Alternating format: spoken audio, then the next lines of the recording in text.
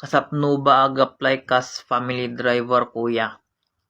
Anya ti agency kuya? Anya ti requirements kin mano ti sahod? Naimbag nga bigat tayo amin kakapsat. Magandang umaga po sa ating lahat. Doon pala sa kung magkano yung sahod ng isang family driver dito sa Saudi is may nagawa na po akong video tungkol doon. Check mo na lang po sa aking profile. Ito, nakapin po siya sa taas. Panoorin mo na lang po para malaman mo yung buong detalye kung magkano ba talaga yung sahod ng isang family driver dito sa Saudi Arabia. Doon sa kung ano po yung agency ko, siguro mga kabayan, kakabsat, hindi ko na i-refer sa inyo yung agency ko kasi sobrang dami talagang hindi nasunod sa kontrata ko. Una dyan, yung day off. 1 day off every week nakalagay sa kontrata. Sunod yung 300 real food allowance per month.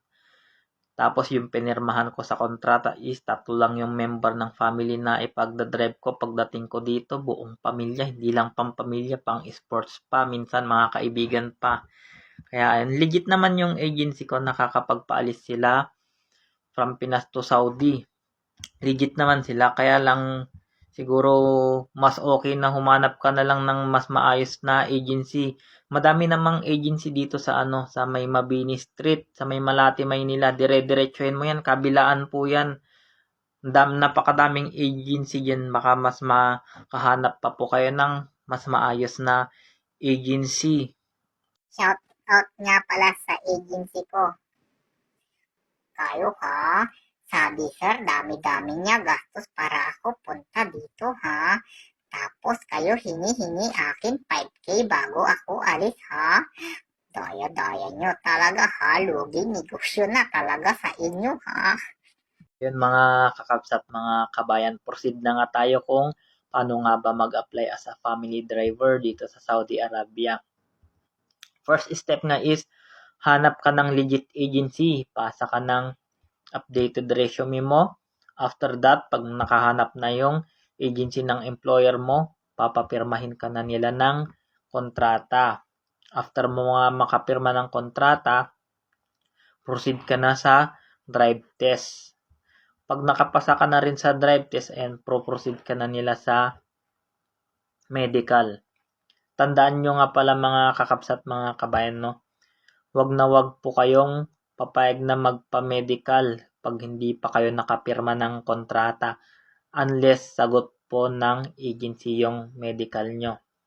Ayun, tips nga pala mga kakapsat, mga kabayan, no, before kayo magpa-medical, dapat nakapag-fasting kayo 8 hours before yung medical nyo. Wala kayong kakainin. Kasi na-experience ko yan mga kabayan, no. Bumagsak ako sa blood test kasi nga hindi ako nakapag-fasting kasi wala akong idea sa mga medical na yan. Hindi ko pa alam yung gagawin ko. Normal naman yan sa mga first timer noon na kagaya ko.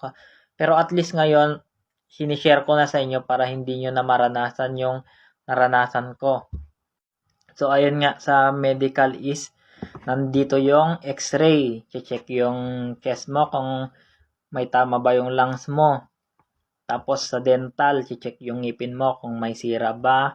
Tapos sa eye examination, check kung malabo yung mata mo. Sa psychological exam, may exam kayo doon para sa psycho. Tapos physical examination, dito sa physical examination is check yung katawan mo kung may pilay ka o may galis-galis ka sa katawan, mga ganon. Siguro madaming makaka-relate dito sa physical examination na to kasi as in wala kang damit. Pero normal naman na sa mga doktor kasi lagi na nila yung ginagawa, wala nang mali siya sa kanila yan. Yan normal lang yun. Siguro madami lang makaka-relate sa mga kagaya ko, lalo sa mga kagaya kong mga lalaki ba na nakaranas nung physical examination na yan. Ewan ko sa mga babae kung ganun din sa kanila. Wala akong idea kung ganun din yung physical examination nila. Kaya comment nyo na lang sa baba kung ano ba yung naranasan nyo sa physical examination nyo.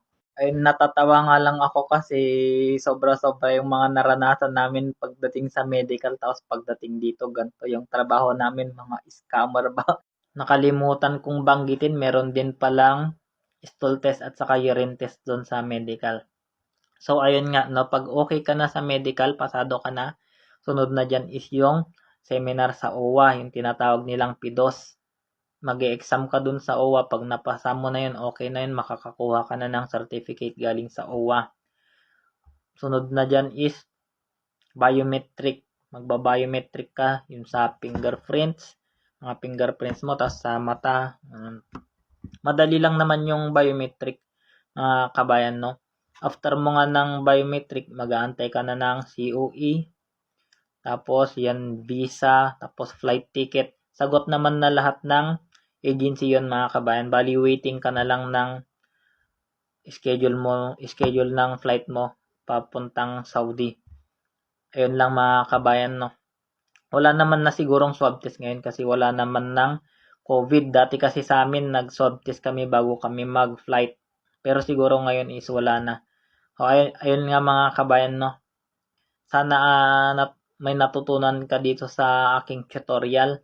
Natatawa lang talaga kasi ako pag naaalala ko yung sa physical exam sa medical tapos pagdating ko dito is scam yung trabaho ba, charot. So ayun nga mga kabayan, no, stay safe sa ating lahat. Laban lang para sa pamilya at sa pangarap. Lucia tuti agasawa pilyet tutay adot kwarta na uray bakit ako ribet